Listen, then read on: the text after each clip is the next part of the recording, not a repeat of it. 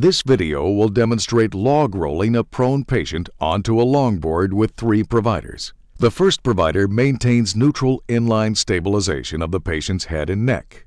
Whenever possible, the patient should always be rolled away from the direction in which the patient's face initially points.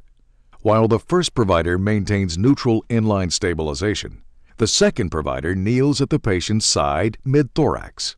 The third provider positions the board on its lateral edge behind the patient and in front of the second provider with the foot end of the board at the patient's knees.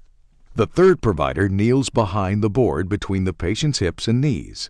The patient's arms are straightened and placed palms in next to the torso, while the patient's legs are brought into neutral alignment.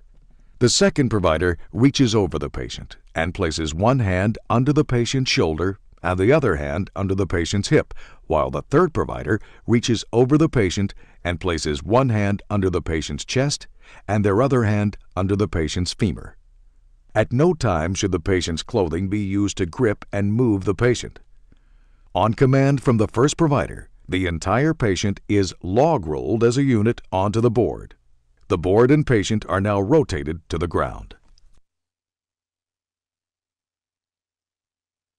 Once the board is on the ground, the patient's upper chest is grasped firmly by the second provider, with the hands placed in the patient's axilla.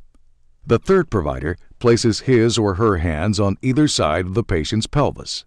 On command from the first provider, the patient is moved upward and laterally and centered onto the longboard.